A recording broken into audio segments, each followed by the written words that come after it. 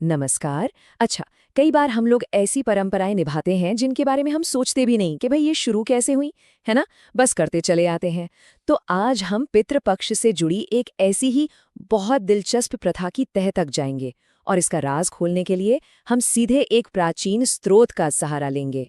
तो चलिए बिना कोई देर किए सीधे मुद्दे पर आते हैं। सवाल बहुत सीधा सा है। आखिर पितृपक्ष में कौवों को इतना महत्व क्यों दिया जाता है? उन्हें भोजन कराने की ये जो खास परंपरा है, इसके पीछे की वजह क्या है? मुझे लगता है ये सवाल कई लोगों के मन में आता होगा। तो आज इसी की जड़ तक पहुंचते हैं। और देखिए, हमारे सवाल का जवाब ना इसी छोटे से अंश में छिपा हुआ है। ये साफ साफ इशारा कर रहा है कि पितृपक्ष में कौवों को भोजन कराने की जो परंपरा है, उसका सीधा कनेक्शन श्री रामचरितमानस में बताई गई ये कहानी से है। तो ये एक बहुत बड़ा सुराग है हमारे पास। चलिए इसको और करीब से देखते हैं।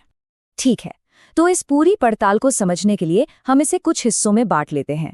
सबसे पहले सेक्शन 1 में बात करते हैं उस परंपरा की जो हम सबने देखी सुनी है, ताकि हम इसके मूल को ठीक से पकड़ सकें। तो पितृपक्ष ये वो समय होता है, जैसा कि हम जानते हैं, जब अपने पूर्वजों को सम्मान दिया जाता है, उन्हें श्रद्धांजलि दी जाती है। मतलब ये पूरी तरह से उन्हें याद करने का, उनके प्रति आभार जताने का एक मौका होता है। और हमारी आज की जो परंपरा है वो इसी से जुड़ी है। और इसी दौरान एक नज़ारा बहुत आम हो जाता है ना?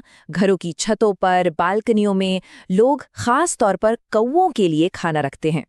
ये सिर्फ एक रस्म नहीं है, बल्कि एक बहुत गहरा अनुष्ठान है। लेकिन सवाल वही है, क्यों? आखिर सिर्फ कौवे ही क्यों? कोई और पक्षी क्यों नहीं? अब देखिए, यहीं से कहानी में एक दिलचस्प मोड़ आता है। जो स्रोत हमारे पास है वो ये कहता है कि इस सवाल का जवाब किसी लोक कथा या सुनी सुनाई बात में नहीं है। नहीं, इसका जवाब तो कहीं और ही है। ये हमें सीधा पवित्र ग्रंथों की तरफ ले जा रहा है। तो ये देखिए, स्रोत हमें दो महान ग्रंथों की तरफ इशारा कर रहा है। एक है तुलसीदास जी की श्री रामचरितमानस और दूसरी है वाल्मीकि रामायण।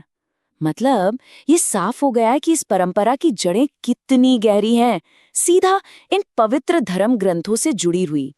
और हम सब ये तो जानते ही हैं कि ये दोनों ही ग्रंथ भगवान राम के जीवन का पूरा वर्णन करते हैं। तो अब जो हमारा सुराग था वो और भी पक्का हो गया है।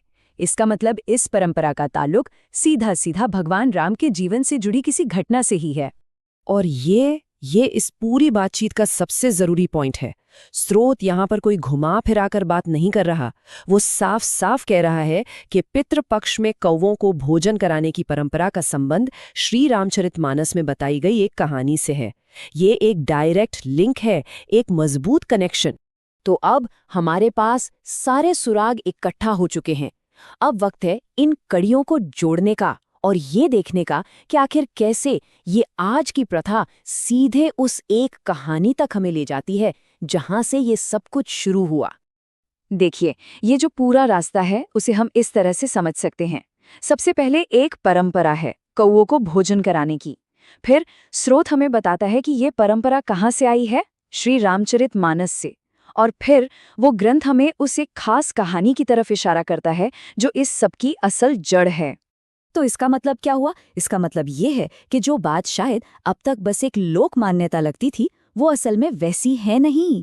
हमारा स्रोत ये साबित कर रहा है कि ये एक ऐसी प्रथा है जिसका एक लिखित, पौराणिक और पवित्र आधार है। इसका जो मूल है वो एक कहानी में दर्ज है। अब एक बहुत ही मजेदार बात सामने आती है। हमारा जो ये स्रोत है ना, वो एक नक्शे की तरह काम कर रहा है। ये हमें ये तो बता रहा है कि खजाना कहाँ गढ़ा है, मतलब कहानी श्री रामचरितमानस में है, लेकिन ये हमें ये नहीं बता रहा कि उस खजाने के अंदर है क्या, मतलब वो असल कहानी क्या है, ये नहीं पता चलता। तो अब सवाल उठता है कि क्या हमारी ये खोज अधूरी रह गई? बिल्कुल नहीं। देखिए, हमारा सवाल क्या था? सवाल था कि ये परंपरा इतनी जरूरी क्यों है, और स्रोत ने इसका जवाब दे दिया है। ये इसलिए जरूरी है क्योंकि ये सिर्फ एक मान्यता नहीं है, बल्कि श्री रामचरितमानस में लिखी एक गहरी पौराणिक कहानी से जुड़ी है।